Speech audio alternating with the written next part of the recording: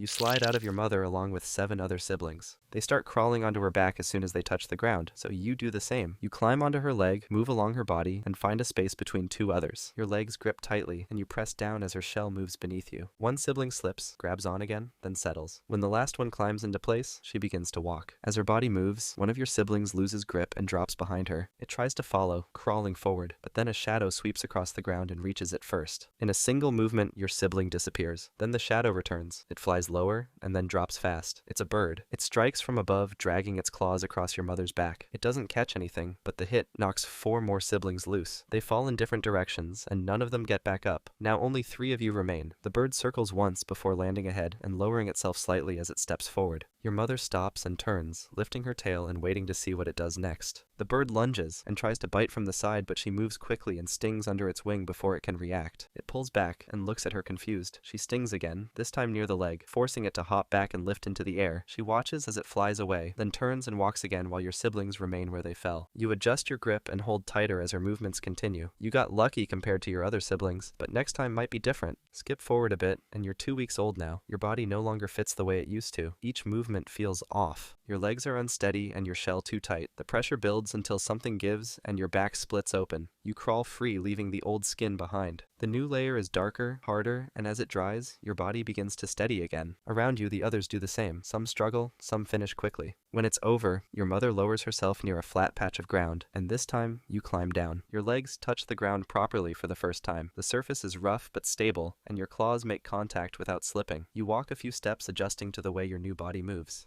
Others move in separate directions, spreading out across the space, but you don't follow them. You walk along the edge of a rock and wait. Your legs hold position while your tail stays raised. A termite walks by. It's slow and unaware of you. You step forward, grab it with your pincers, and drive your stinger into its body. The insect twitches once and then stops moving, so you begin to eat. Its body breaks apart easily. Nothing challenges you, and no one comes near. You consume every part of it before moving on. When you're done, you slip into a narrow gap between 2 stones and stop moving. Your body settles into place with your legs braced and your stinger pointed outward. You don't wonder where the others went. You don't look for them, you just wait for the next thing that moves. You're 1 month old now, moving further from the place you were born. As you push through a narrow path between 2 rocks, another scorpion steps into view. They're roughly the same size, with a raised tail and a stance that mirrors your own. You move slightly, adjusting your legs to keep your balance. They do the same. You take a slow step forward. They lower their body, just enough to signal readiness. Then, without warning, they lunge. You jump to the side, just missing the claws as they snap past your legs. You strike back, but your stinger scrapes their shell and slides off. Before you can even recover, they charge again, this time catching one of your legs and pulling you off balance. You twist and slam your claws into theirs. You manage to break free, but their tail lashes forward and strikes your side. The sting doesn't land deep, but it was very close to ending you. You circle once, both of you wounded and waiting for each other's next move. They lunge first. You slip beneath their claws, grab a leg, and drive your stinger into the soft gap behind their plate.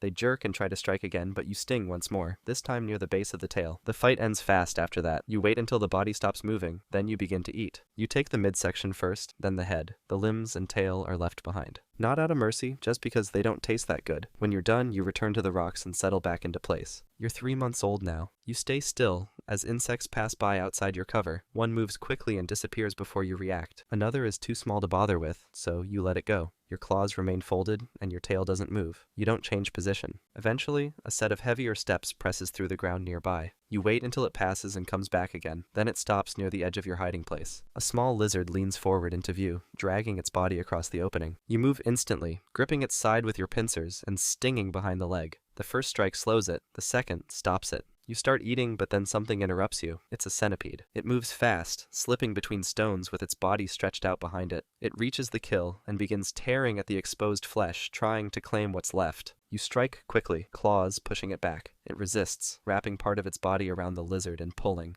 You lunge again, this time driving your stinger into the soft underside near its head. The centipede coils sharply and retreats. It vanishes into the dark without another attempt. You return to your meal. The skin splits easily now, and the soft tissue pulls free with little resistance. You eat until there's nothing left worth keeping. It's the biggest thing you've killed, but it might not be the biggest thing out here. You're 6 months old now. You walk across the ground, placing each step carefully as your claws press into the surface. It's night, and your body glows under the open sky. The glow spreads across your shell, running from your legs to the tip of your tail. You don't feel it, and you don't react to it, but it's there. You glow because your body reacts to ultraviolet light, and everything around you can see it, including what hunts at night. A snake notices you from a distance, its tongue flicking in short bursts as it tastes the air, tracking your scent. It's young and inexperienced, drawn by the faint glow from your shell promising something slow and edible. You pause for a moment. The snake stops too. You walk forward, and so does it. You both close the distance without rushing. Then it lowers its head and strikes. You flip onto your back, your claws pull in, and your shell faces the attack. The snake's teeth scrape against the armor and don't go through. It recoils, lifts its head again, and turns slightly to circle. You remain on your back, legs braced and tail curled inward. The second strike comes from the side. It's quicker and more precise, but you roll with the motion just in time. The snake hesitates now, head raised again, but its confidence has faded. You don't wait for the next strike. You flip forward and stab under its jaw. The snake twists, trying to pull back, and then strikes again. But this time the motion is clumsy. Its body is already slowing. You raise your tail once more and sting again. The reaction is instant. Its muscles seize. The head drops slowly, and the rest of the snake follows. You hold your stance a little longer, waiting until nothing moves. Then you turn and walk, because something else is coming. You're 1 year old now. You've hunted, fought, and survived long enough to mate, but first you have to dance. You find a female while moving across a flat stretch of ground. She doesn't run, and she doesn't raise her tail. You approach slowly, and when you get close, you grip her pincers with yours. You walk backward, and she follows. Then you stop and pull her forward. She resists for a moment, then steps again. You repeat the movement, guiding her across the surface in short, measured paths. She stays close, holding your grip and following as you lead. You keep moving, pulling her through an open patch where the surface is smooth. When you reach the right spot, you stop and lower your body. You press a packet of your white liquid into the ground, and then raise your claws and bring her forward, making her step directly over it.